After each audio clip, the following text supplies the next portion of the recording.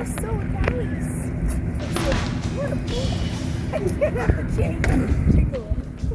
After showing some of the woodwork the other day, we did another coat of varnish on them so you can get a better idea of what they'll look like in the end. But nice and glassy. So those are part of the floor. These kind of cover the bilge hatches. This goes around the mast, or kind of around half of the mast as it comes down into the boat cabin. So these are the access hatches. But those have about 5 coats of varnish on them now. That should be good for a while. And then here's one. You can kind of see I don't know if you can see the ripples, but this is still kind of sucking the varnish into the wood.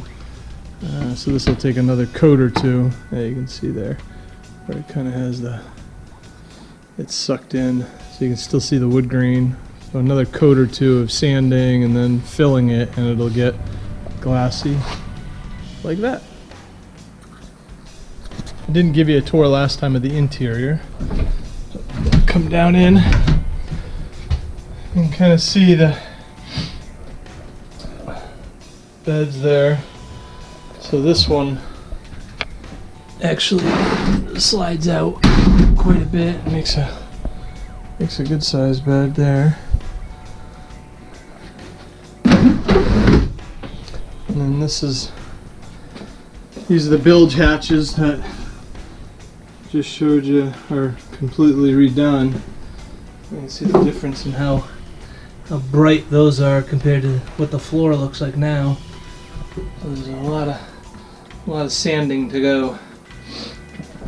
And then this is all crappy Formica.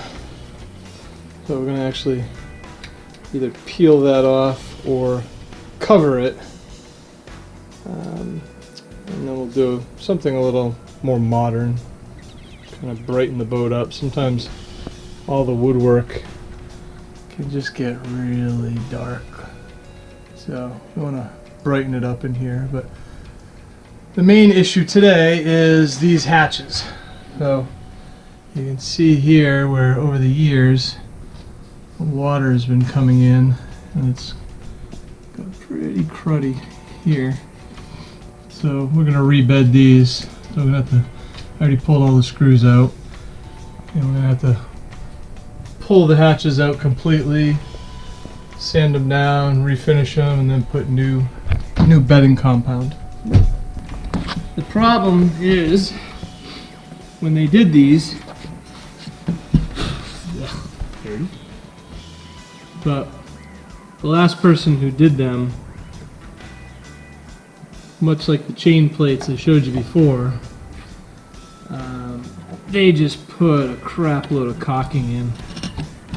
Just like sealed them with caulking, and some of them are damn near impossible, but this one's actually not too bad.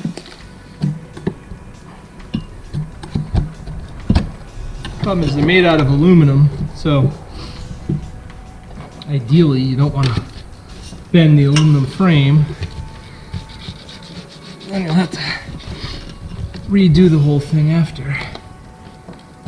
Anybody who has some genius tips for how to do this better, I'm certainly willing to listen.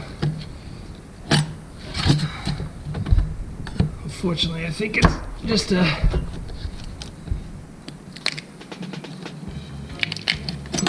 gut it out and slowly work your way around. And once you get things, you kind of get all the way around it. You break the seal.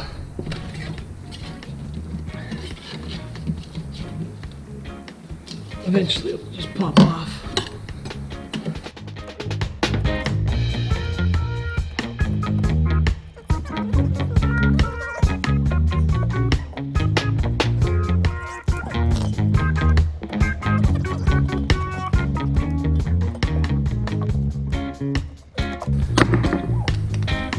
It's bending. You can see the curve here. What I have to do some work to straighten it.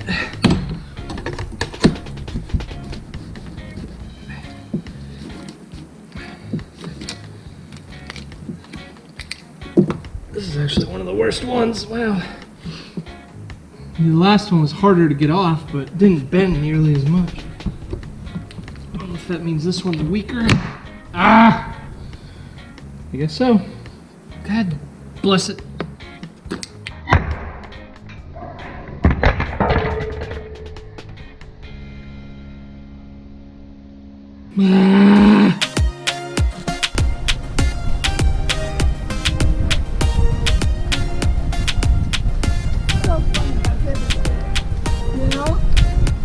So we've got a full main out and our 135% Genoa. Pretty light day. It's only about 7 knots of breeze. But according to the captain, we're going 4 knots.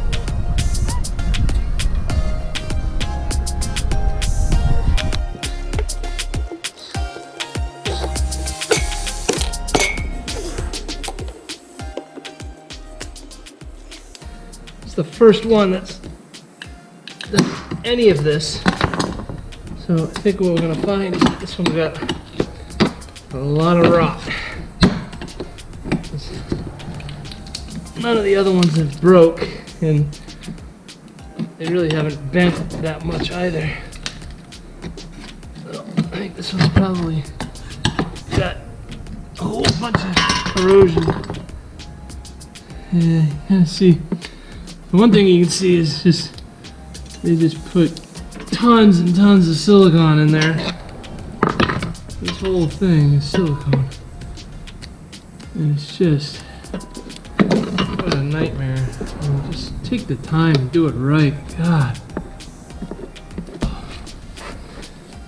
Well, let's hope this one goes a little bit better than the last one.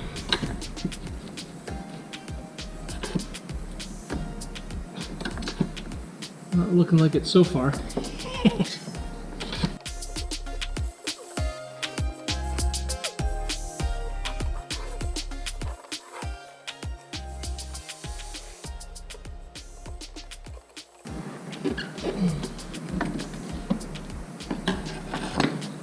If anybody thinks Corona wants to sponsor me like La Vagabond,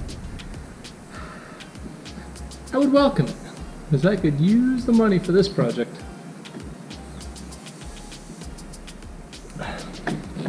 Just think, I only have to do 8 of these.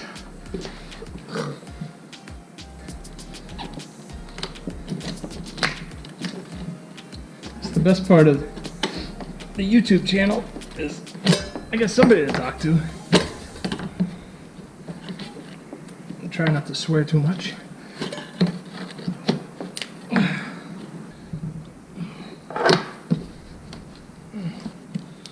It's not the biggest boat, but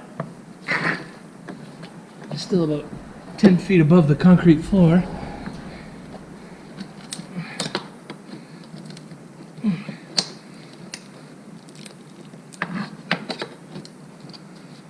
Catch-22. It's nice to work when the boat's not moving at all, but it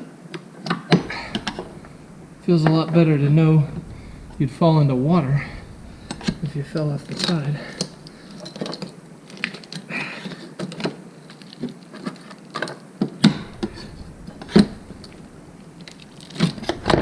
Woohoo!